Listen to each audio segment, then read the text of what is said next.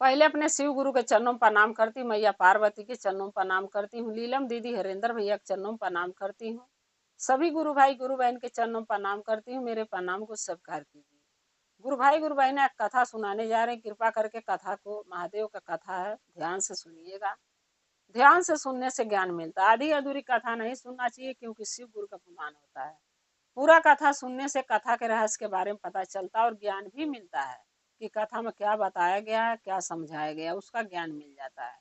इसलिए कथा को हर वीडियो में ही कहती हूँ कि पूरा सुनिएगा, क्योंकि जब पूरा सुनते हैं तो उसका ज्ञान हमें मिलता है, हमें समझ में आता है कि महादेव का शिष्य और शिष्या बनने में कितना फायदा है। एक कथा है इंसान के, कि इंसान के 100 साल उम्र महादेव कैसे दिए, और जानवर का उम्र 20 बरस का कैसे हुआ। क्योंकि इंसान के मन में लोभ रहता है, 100 साल उम्र मांग लिया, और जानवर है इनके मन में लोभ नहीं रहता, इसलिए इन्होंने 20 साल की उम्र मांगी। ये कथा बहुत अच्छा है महादेव का, ध्यान से सुनिएगा, शुरू से अंत तक आप लोग जब सुनेंगे कि इंसान और जानवर की उम्र कैसे, जानवर अपनी उम्र कम कराए महादेव से, और इंसान कैसे महादेव से अपनी उम्र 100 साल करवाए। एक कहानी बहुत पुरानी है, बहुत उस जमाने का है, जिस जमाने में शायद हम लोग हम लोगों के माँ बाप भी नहीं पैदा हुए होंगे, जिस समय पृथ्वी का रचना महादेव किए थे। ये कहानी उस समय का है गुरु बहना। चार मनई के धरती पर भेजे महादेव, 4 ही लोग के। एक उल्लू था, एक कुत्ता था, और एक गधा, और एक इंसान। 4 जीव के धरती पर पहले शुरू में महादेव भेजे, उनकी उम्र देके। जब ब्रह्मा जी से महादेव बोले कि ये 4 जीव के पृथ्वी पर भेजना है, पृथ्वी के रचना करने के लिए, यानी शुरुआत करने के लिए, तो ब्रह्मा जी ने महादेव से बोला कि हे महादेव, कितनी साल की इनकी उम्र देके भेजा जाएगा। महादेव ने बोला सबको 40 साल दे दो, जानवर को भी और इंसान को भी 40 साल की उम्र दे दो। तो ब्रह्मा जी बोले ठीक है। ब्रह्मा जी ने क्या किया कि जो जानवर थे, उल्लू, कुत्ता और गधा, और जो एक इंसान को भेजे, सबको 40 बरस का उम्र दे दी। 40 बरस का जब उम्र पा गए, तो जो इंसान था उसके सब्र नहीं था। वो सोचा 40 साल की उम्र में मैं क्या कर पाऊंगा, और 20 बरस के उम्र तक तो पढ़ाई लिखाई में, शादी में निकल जाएगी। 10 बरस के उम्र जो बचे, 20 बरस का जो और बचेगा, उसमें 10 साल बच्चों के पैदा होंगे, उनको थोड़ा बहुत पढ़ाने में चली जाएगी। बाकी जो 10 साल बचेगा, वो 10 साल में हम अपने बेटी बेटा का ब्याह करेंगे, शादी करेंगे, उनको और आगे पढ़ाएंगे। क्या करेंगे 40 साल की उम्र में? कुछ नहीं कर पाएंगे। महादेव के पास जाता हूँ, इंसान ने बोला, महादेव के पास जाता हूँ और मैं बोलूंगा हमारी उम्र बढ़ा दीजिए, कम से कम 100 साल कर दीजिए। इंसान महादेव के पास फिर कैलाश पर पहुंचा। जो गधा था, वो बोला कि 40 साल उम्र लेके करूंगा क्या, क्योंकि 40 साल जो उम्र था है हमारी, अगर 40 साल की उम्र हमके मिल गया है, तो हमारे ऊपर तो बोझा लाद के तो हम बुढ़ापे में तो हम चल भी नहीं पाऊंगा, क्योंकि 40 साल में बूढ़ा हो जाऊंगा। हमारे ऊपर लोग जो बोझा ला देंगे, हम चल नहीं पाएंगे, तो हमें बहुत मारेंगे लोग। कुत्ता भी वही सुन रहा था। कुत्ता बोला सही कह रहे हो भाई, 40 साल की उम्र हम जानवर क्या करेंगे लेकिन। अब मान लीजिए हम कुत्ता हैं, जो ले रहेगा ताकत, तो ले तो हम घूम घूम के घरे घरे खा लेंगे। जब बूढ़े हो जाएंगे, कहीं चल नहीं पाएंगे, तो कोई लाते से मारेगा, कोई डंडा से मारेगा। क्या फायदा होगा इसी उम्र से।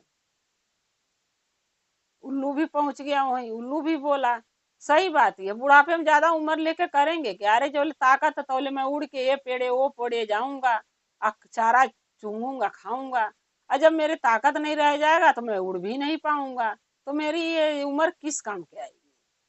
अब तीनों ने मिल के सोचा कि चल के महादेव से अपनी अपनी उम्र कम कराएंगे। अब बहुत ध्यान से कथा सुनिएगा गुरु बहन।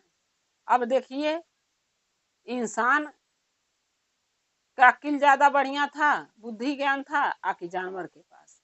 इस कथा में आपको समझ में आ जाएगा। इंसान पहुंचा महादेव के पास कैलाश पर, बोला हे भोलेनाथ 40 साल की उम्र में मैं कुछ नहीं कर पाऊंगा। 40 साल की उम्र ले करूंगा क्या? अरे पढ़ाई है लिखाई है, कोई काम सीखूंगा उसमें कुछ उम्र खत्म हो जाएगी, फिर शादी होगा बाल बच्चे होंगे उनके पढ़ाने लिखाने में कुछ समय खत्म उम्र हो जाएगी, फिर उनका शादी ब्याह करना है, तो 40 साल की उम्र में हम कहाँ से कर पाएंगे सब? हमारी उम्र बढ़ा दीजिए। इंसान ने महादेव से बात कर ही रहा था तो ये तीनों जानवर भी पहुंचे, यानी गधा कुत्ता और उल्लू। अब महादेव बोले कि तुम लोग किस लिए आए हो, तुम्हारी भी उम्र बढ़ानी है क्या? ये तीनों बोले नहीं भोलेनाथ, हमारी उम्र बढ़ाना नहीं है, हमारी उम्र घटाना है। भोलेनाथ बोले कितनी उम्र घटवाना चाहते हो? गधा ने बोला कि भोलेनाथ हमारे 20 साल उम्र चाहिए, 20 साल हमारी उम्र इस इंसान को दे दो, क्योंकि मैंने सुन लिया बात करते कि इसको उम्र ज्यादा चाहिए, 20 साल आप इसको दे दो हमारे हिस्से का। तब महादेव बोले उस गधे से पूछे कि तुम 20 साल उम्र क्यों लेना चाहते हो, 40 साल क्यों नहीं? तब गधा बोला कि हे बाबा हे भोलेनाथ 40 साल उम्र लेकर मैं करूंगा क्या?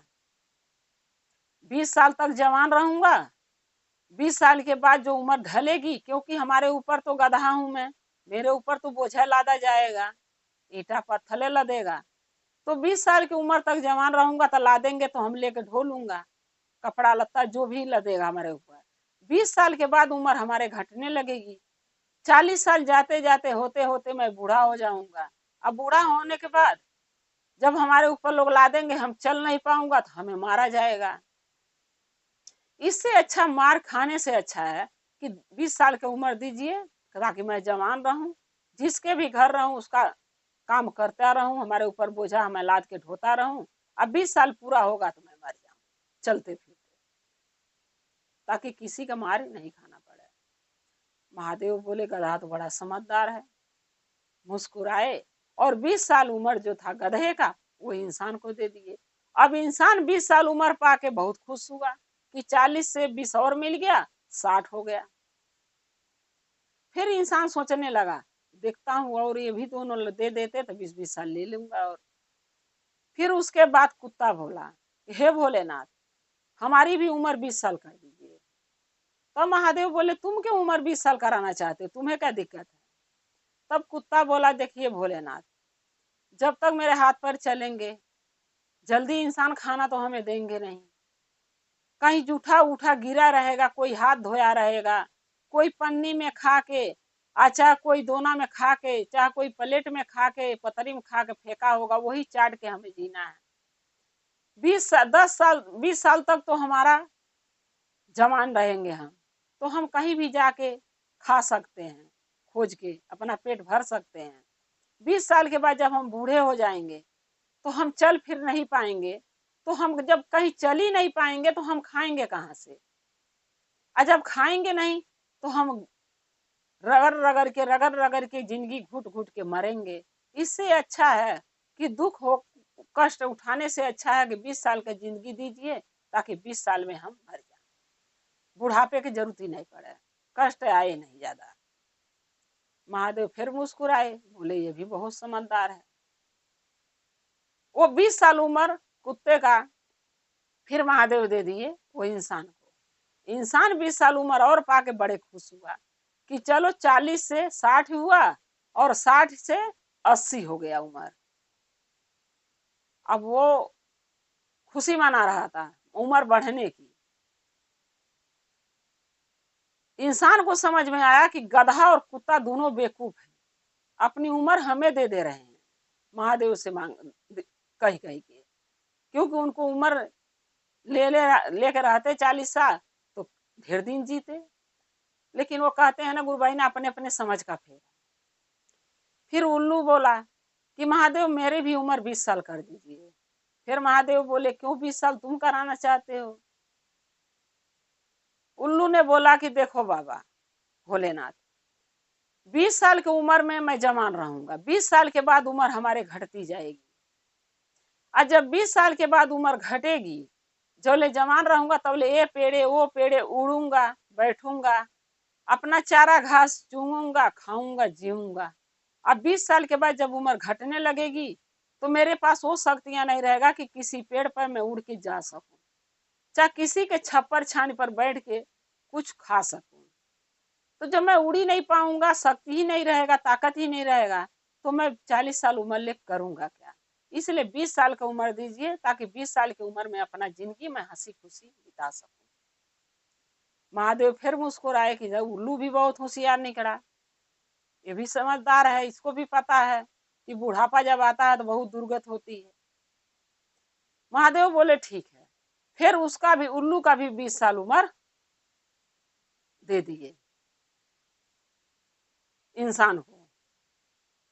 इंसान जो है बड़ा खुश हुआ, 40 से 60 हुआ, 60 से 80, 80 से 100 हो गया उसकी उम्र। ये कहानी जो था, ये कहानी एक मोर सुन रहा था छुप के। महादेव की कहानी, जो महादेव के जो गधा और कुत्ता और उल्लू जो अपनी उम्र इंसान को दे रहे थे 20-20 साल, वो जो मोर था वो सुन रहा था। जब ये कुत्ता और गधा और उल्लू चले गए और वो इंसान भी चला आया पृथ्वी पर महादेव के कैलाश से, तब मोर जो था वो पहुंचा महादेव के पास।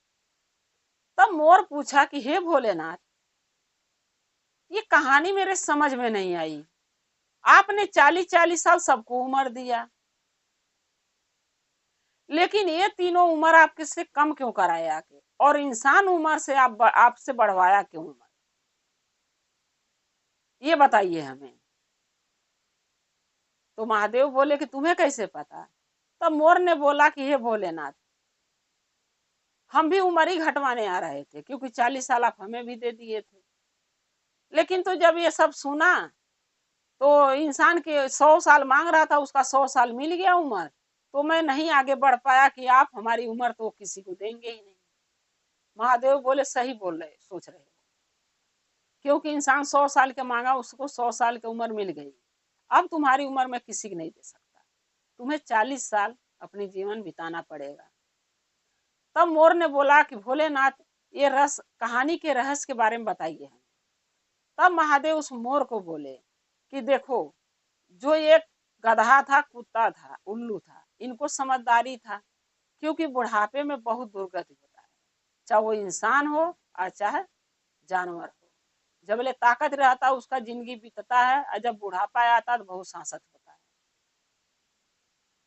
तब भोलेनाथ बोले, वो का नाम मोर बोला कि ये तो सही कह रहे हैं भगवान, आप सही बोले, लेकिन ये समझ में नहीं आया इंसान की उम्र, इंसान उम्र ज्यादा क्यों मांगा है। तब महादेव बोले कि इंसान जो था है, उसके स्वार्थ है, उसके स्वार्थ ये है कि मैं अच्छा से उम्र ऐसा मिले कि मैं पढ़ाई लिखाई करूं, खूब सारा धन कमाऊं, और उसके बाद शादी हो जाए तो बीवी बच्चे के खुश रखूं, आज जब बुढ़ापा आने लगे तो हम अपना बेटी बेटा की शादी कर लूं मरने से पहले। क्योंकि उसके मन में लोभ है, और जो जानवर है उनके मन में लोभ नहीं है, इंसान के अंदर लोभ है, माया है। तो मोर ने बोला कि भोले बाबा महादेव, इसका कारण क्या है, ये बताइए ना।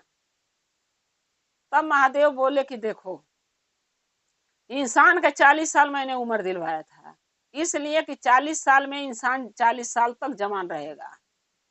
इंसान 40 साल के बाद बूढ़ा होगा, उसकी उम्र 40 साल के बाद कम होते जाएगी। 40 साल तक पैदा होगा, जब से लेके 40 साल तक उसकी उम्र बढ़ेगी, 40 साल का जब हो जाएगा तो उसकी उम्र कम होगी, घटेगी। लेकिन इंसान ये नहीं सोचता है कि ज्यादा उम्र लेके अपने ही नुकसान कर लिया। तो मोर ने बोला बाबा वही तो मैं जानना चाहता हूँ कि क्या वो नुकसान किया। तब महादेव बोले कि देखो मोर, इंसान 40 साल तक जवान रहेगा, 40 साल के बाद जब उसका बुढ़ापा आएगा, उसके बाल बच्चे होंगे, तो वो गधा के रूप में हो जाता है इंसान। क्योंकि गधा के रूप में इसलिए होता है कि बीवी बच्चे का बोझ उसके सर पर आ जाता है, माँ बाप का बोझ आ जाता है। तो उसको जो थोड़ा कमाता रहता है ना, तो कोशिश करता है कि ऊपर टाइम करूं, टाइम लगाऊं, नाइट लगाऊं, यानी डबल काम करूं ताकि ज्यादा पैसे आए। एक गधा के माफिक उसकी जीवन हो जाती है। जैसे गधा के ऊपर बोझ लग जाता वैसे इंसान के ऊपर बोझ लग जाता, वो गधा बन जाता है। तब मोर ने बोला और कुत्ता जो अपनी उम्र दे दिया है उसका क्या कारण था। तब बोले कि कुत्ता जो उम्र दे दिया है अपनी, जब इंसान 40 साल के बाद जो उसका उम्र घटेगा तो एक गधा बन जाता है। और जब वो इंसान 60 साल के होता है तो एक कुत्ते का माफिक हो जाता है। क्योंकि जैसे कुत्ता है, ये दुआरी वो दुआरी घूमता है, उसको कोई नहीं कुछ देता खाने को, वैसा इंसान हो जाता है। 40 साल के बाद जब वो 60 साल का इंसान होता है तो कुत्ता बन जाता है। क्योंकि उसको बेटा बहू के टुकड़ों पर पलना पड़ता है। एक कुत्ते के लेखा उसको एक चरपाई, ये तो कुर्सी मिल जाती है, घर से बाहर निकाल के कोने में डाल देते हैं बेटा पतो, और वहीं बैठ के कुत्ते के लेखा टक टक टक टक दुआरी पर ताकता रहता है कि अब बेटा बहू हमके चाह लाएंगे, अब बेटा बहू मुझे खाना लाएंगे। तो 60 साल की उम्र में इंसान कुत्ता बन जाता है। गधा बोला, अरे मोर बोला, फिर उसके बाद जो उल्लू था उसकी जो 20 साल इंसान ले लिया है। तब महादेव बोले कि 60 साल तक इंसान, 60 साल के बाद इंसान कुत्ता बन जाता, कुत्ते का माफिक जीवन उसका कटने लगता है। और 60 साल के बाद, अरे क्या नाम है, 80 साल के बाद जो है इंसान एक उल्लू के लेखा हो जाता है 100 साल की उम्र तक। क्योंकि उल्लू के लेखा ये हो जाता है कि उसको दिखता नहीं है। जैसे उल्लू जो होता है ना, उसको दिन में नहीं दिखता है, रात में दिखता है उल्लू को। कभी भी गुरु भाई ना देखिएगा रात को उल्लू की आंख कितनी चमकती है, और उल्लू के दिन को कम दिखता है, रात को तेज दिखता है। तो महादेव बोले उल्लू को माफिक हो जाता है इंसान, क्योंकि वो अंधा हो जाता है आंख से। और जब अंधा हो जाता है तो उल्लू जैसे हो जाता है, न उसको दिन का पता चलता, न रात के पता चलता, न का खा रहा वो नहीं दिखता है उसको, क्या पहन रहा वो भी नहीं दिखता है, कहाँ जाना वो भी नहीं दिखता है। इसलिए वो उल्लू जैसे हो जाता है, एक बेटा बहू पर एक बोझ बन जाता है। इसलिए उसका उल्लू माफी जीवन कटने लगता है, कुछ दिखता ही नहीं है। तब मोर बोला, तब इंसान इतना उम्र क्यों लिया है जब इतना इतना उसको दुख आएगा। तब महादेव बोले कि वो उसकी अपनी मन का लालच था, लोभ था। क्योंकि इंसान और जानवर में दोनों में फर्क है, जानवर में लोभ नहीं होता है, वो कल के लिए नहीं सोचते हैं कि आज खा लिया तो कल क्या खाऊंगा। लेकिन इंसान, अरे कल के छोड़िए, वो कईयों साल के आगे का सोचता है। वो ये सोचता है कि आज मैं कमा रहा हूं तो माँ बाप को खिला रहा हूँ, ज्यादा कमाऊंगा तो बीवी बच्चे पालूंगा, उसके बाद वो सोचता है कि घर बनाऊंगा, जमीन जायदाद लूंगा तो बेटी बेटा की शादी करूंगा। इसलिए उसको उम्र ज्यादा चाहिए। लेकिन वो ये भूल जाता है कि ज्यादा उम्र में बहुत कष्ट मिलता है। तो गुरु बहिना ये बताइए, जानवर समझदार है कि इंसान? अगर आप लोगों के नजर में कौन समझदार है, एक कमेंट में लिख के जरूर भेजिएगा। लेकिन हमारे नजर में तो जानवर समझदार है, क्योंकि उनके पास ज्ञान ज्यादा है। और इंसान जो है ये माया में बंध जाता है, लोभ में बन जाता है। इसको समझ में इंसान को नहीं आता है क्या हम अच्छा कर रहा हूँ, क्या बुरा कर रहा हूँ। गुरु भाई ना, अगर मेरा एक कथा आपको अच्छा लगा, कमेंट में लिख के जरूर भेजिएगा। चैनल को सब्सक्राइब कर लीजिएगा। जो भी नया नया कथा अपने चैनल पर डालती हूँ, महादेव का आप तक आसानी से पहुँचता रहे।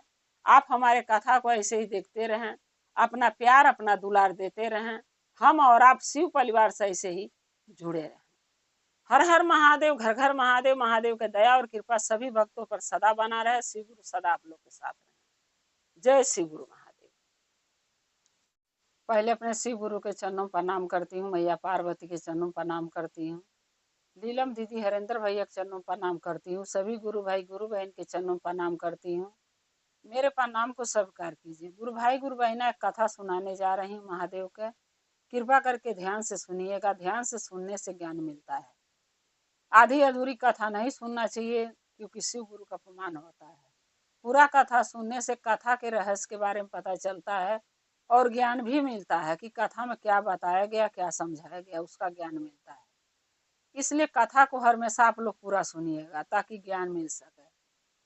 पूरा कथा सुनने से अच्छे राह पर चलने के लिए ज्ञान मिलता है कि हमके क्या अच्छा करना चाहिए जो अच्छा हो, क्या नहीं करना चाहिए जो बुरा हो। इसलिए कथा को आप लोग हमेशा पूरा सुनिएगा। अगर मेरा कथा आपको अच्छा लगेगा तो कमेंट में लिख के जरूर भेजिएगा। चैनल को सब्सक्राइब कर लीजिएगा कि जो भी मैं नया नया कथा अपने चैनल पर डालती हूँ आप तक आसानी से पहुँचता रहे। और आप हमारे कथा को ऐसे ही देखते रहें, अपना प्यार अपना दुलार देते रहें। हम और आप शिव परिवार से ऐसे ही जुड़े रहें, एक परिवार बन के रहें।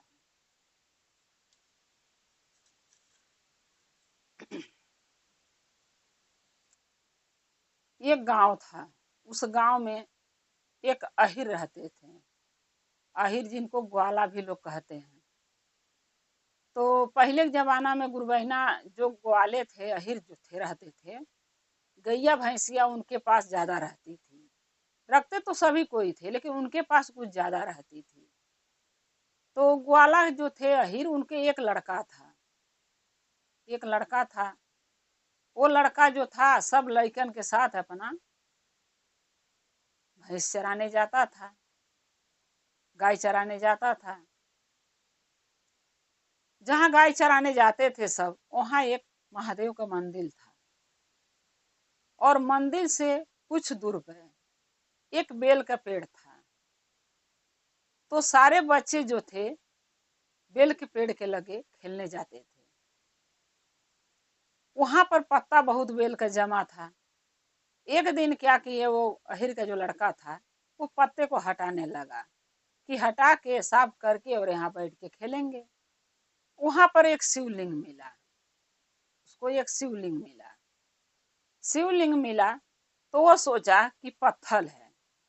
पहले तो उसको निकालने की कोशिश की क्योंकि थोड़े दिख रहा था।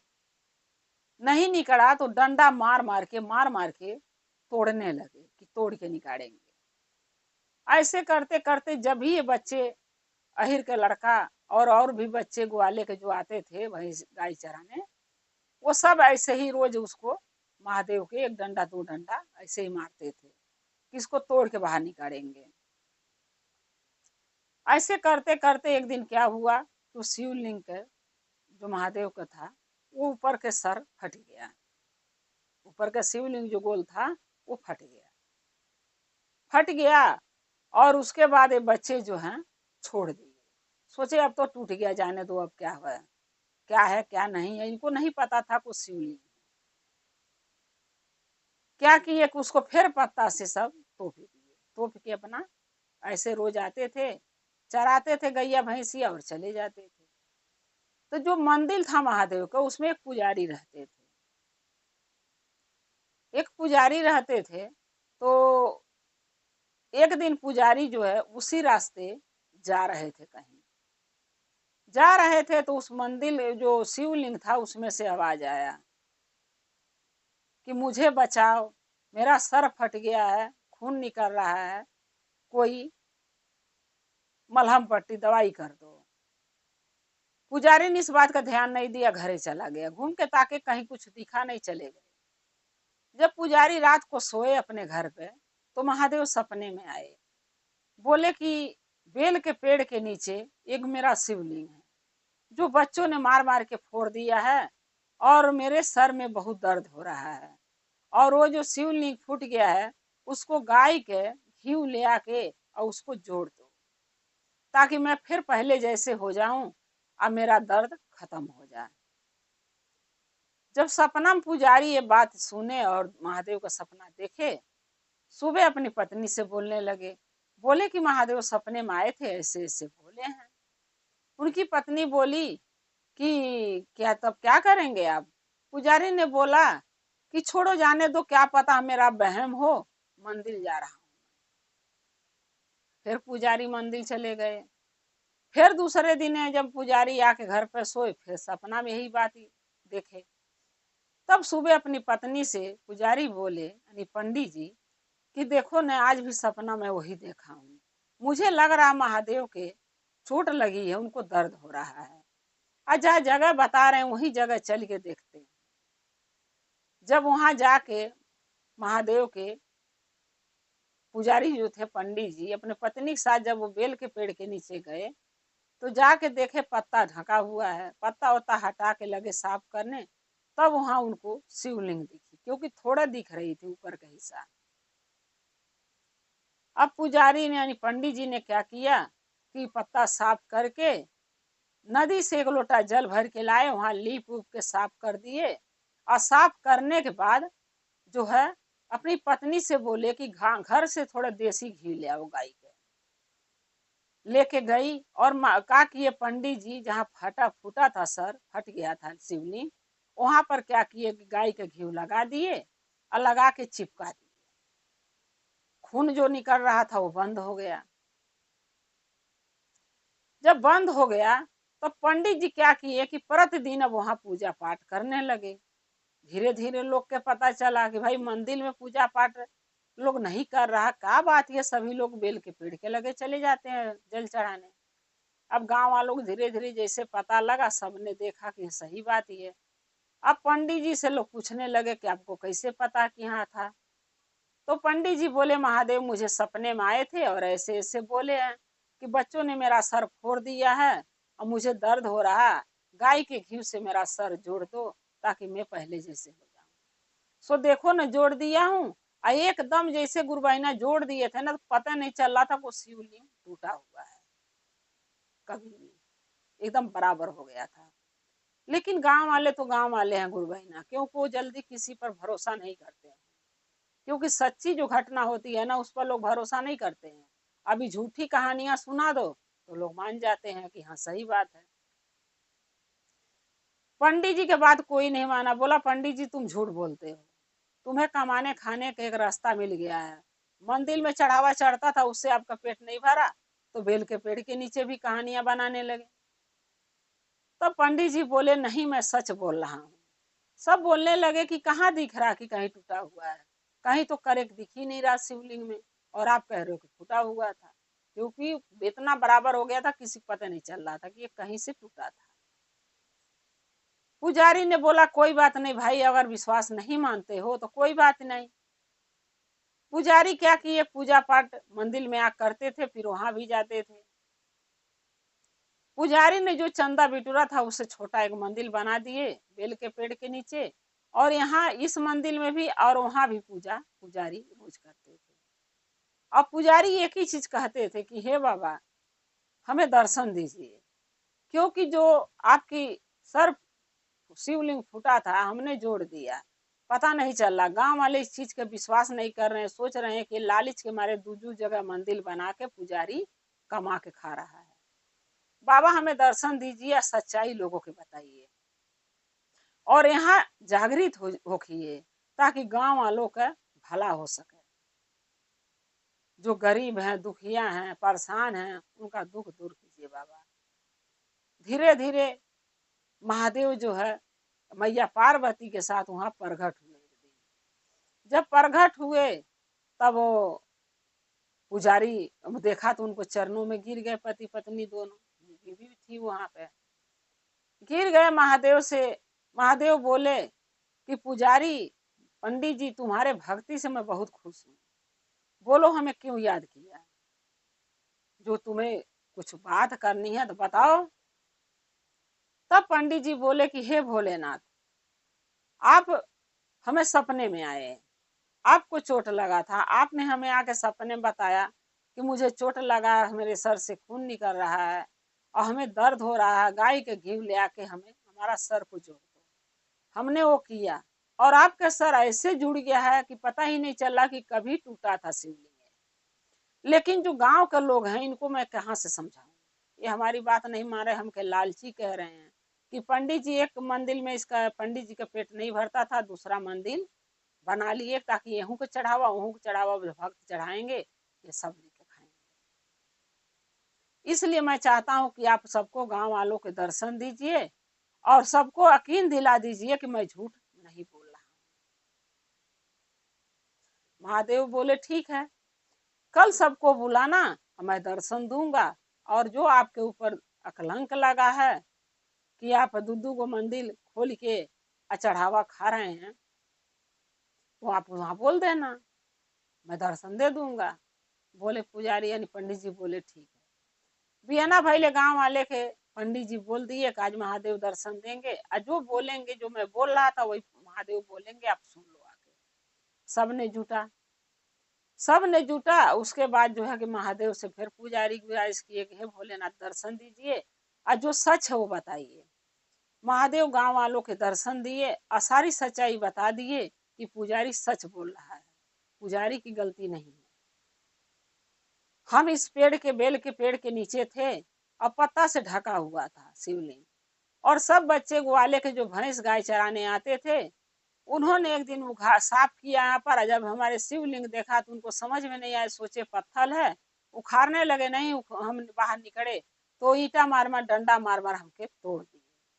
सो हमारे सर से खून निकल रहा था, हमें दर्द हो रहा था। तो पंडित जी के सपने में जाके मैंने बोला कि हे पंडित जी मेरे सर में बहुत दर्द है, मेरा शिवलिंग टूट गया है, उसको गाय के घी ले आके जोड़ दीजिए। तो पंडित जी जोड़ दिए हैं। तब गांव वाले पंडित जी के बात पर भरोसा किए और पंडित जी के जरिए पूरे गांव वालन के महादेव का दर्शन हुआ। फिर महादेव भोलेनाथ बोले पंडित को कि पंडित बताइए अब तुम्हें क्या चाहिए हमसे, अगर कुछ ख्वाहिश है तो बताइए। पंडित जी जो थे, पुजारी जो थे, वो लालची नहीं थे, उन पति पत्नी दोनों बहुत अच्छे थे, महादेव का भक्ति पूजा दिलो जान से करते थे, लेकिन मांगते कुछ नहीं थे। जब महादेव बोले कि पंडित जी के कुछ मांगो, मैं तुम्हारे पूजा से तुम्हारे भक्ति से मैं बहुत प्रसन्न हूँ, जो तुम कहोगे मैं दूंगा, क्या चाहिए तुम्हें। तब पंडित जी कहते हैं कि हे बाबा हमें कुछ नहीं चाहिए, हमें आप जो दिए हैं, आपके आशीर्वाद से जो मैं आपके मंदिर में आके झाड़ू पोछा करता हूँ, सेवा करता हूँ, आज जो यहाँ चढ़ावा भक्त लोग चढ़ाते हैं उससे मेरा घर चल जाता है, मैं उसमें बहुत खुश हूँ, मुझे और कुछ नहीं चाहिए। अगर आप कुछ देना चाहते हैं बाबा तो हमारे औलाद नहीं, हमके एक बेटा दे दीजिए, बेटी चाहे बेटा जो भी दे दीजिए, क्योंकि एक बाझिन के नाव का कलंक हमारे पत्नी के सर पर लगा है, वो छूट जाए। महादेव बोले और कुछ नहीं चाहिए। बोले पंडित जी नहीं, अपना भक्ति दीजिए, जीवन भर जब तक मैं जीऊं आपका भक्ति दोनों मियाँ बीवी करते रहूं, आपका सेवा करते रहूं, हमें एक औलाद दीजिए, हमारे बुढ़ापे का सहारा होगा।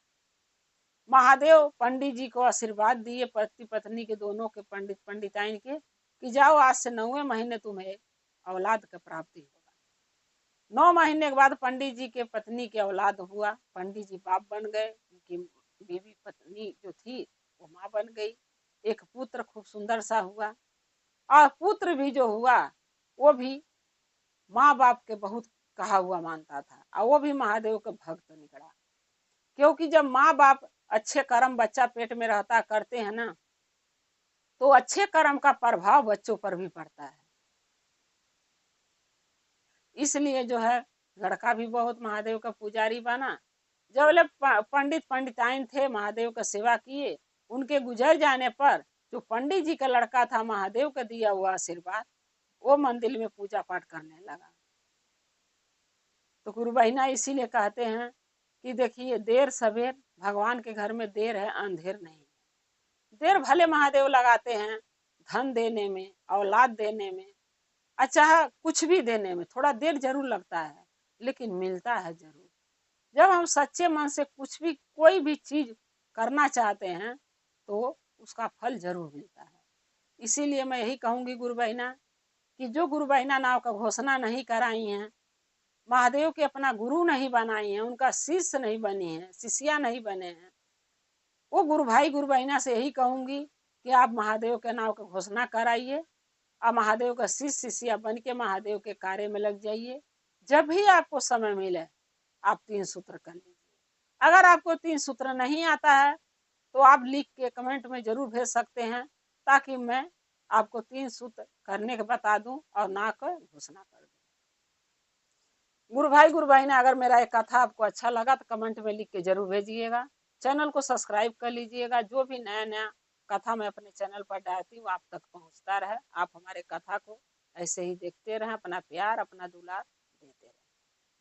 जय श्री गुरु महादेव। हर हर महादेव, घर घर महादेव। महादेव की दया और कृपा सभी भक्तों पर सदा बना रहे। शिव गुरु सदा आप लोग के साथ रहे। जय श्री गुरु।